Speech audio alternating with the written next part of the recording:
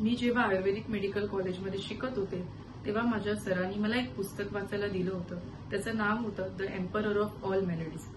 त्याच्यामध्ये एक वाक्य अशा आशयाचं होतं की कर्करोगाचे निदान हे नुसते निदान वाटत नाही, तर ती एक मृत्यूची शिक्षा सुनावल्यासारखंच रुग्णाला वाटत असतं. पण आता काळ बदलला आहे.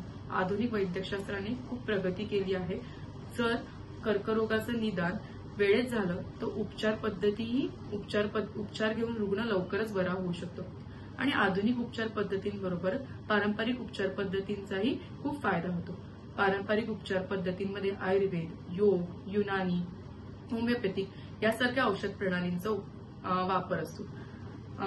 टाटा रुग्णालयामध्ये साधारण स्तन कर्करोगांच्या 400 रुग्णांवर आधुनिक उपचार पद्धतींबरोबरच योग उपचार पद्धतींचाही वापर झाला.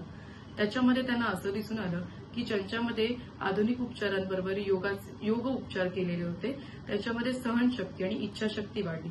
तसंच त्यांचं डिसीज फ्री सर्व्हायव्हल हे 14% वाढलं.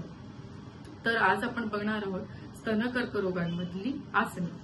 नमस्कार, मी डॉक्टर श्वेता.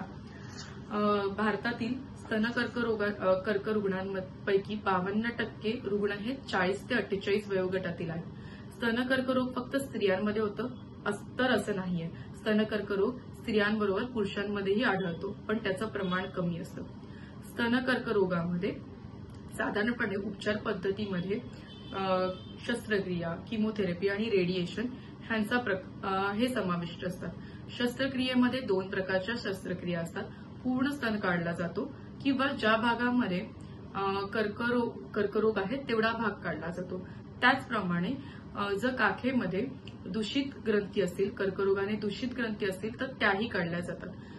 अशी शस्त्रक्रिया झाल्यावर ज्या हाताच्या भागाची जी शस्त्रक्रिया झाली त्या भागावर ताण येऊ नये ह्याची आपण मुख्यपणे काळजी घेतली जाते.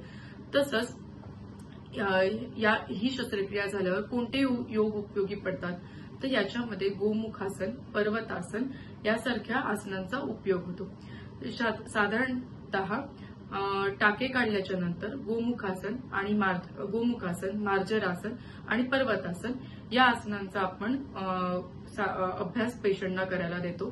त्यामुळे काय होतं की हाताची कार्यक्षमता वाढते आणि लिम्फेडिमा म्हणजे हातावर येणारी सूज टाळली जाते. परंतु ही जी आसनं आहेत ती वैद्यकीय देखरेखीखालीच करावी लागतात. त्याचप्रमाणे हातावर ताण येणारी आसनं म्हणजे शीर्षासन किंवा सूर्यनमस्कार हे पहिल्या काही दिवसात टाळायचे असतात. आणि जेव्हा आपण ही शीर्षासन किंवा सूर्यनमस्कारासारखी आसनं करत असू त्यावेळी ती पण वैद्यकीय देखरेखीखाली किंवा योग शिक्षकांच्या देखरेखीखाली करायची असतात. तर अशा प्रकारे योग, प्राणायाम यांचा वापर करून सहनशक्ती, मनोधैर्य वाढवू शकतो आणि डिसीज फ्री सर्व्हायव्हलही होऊ शकतं.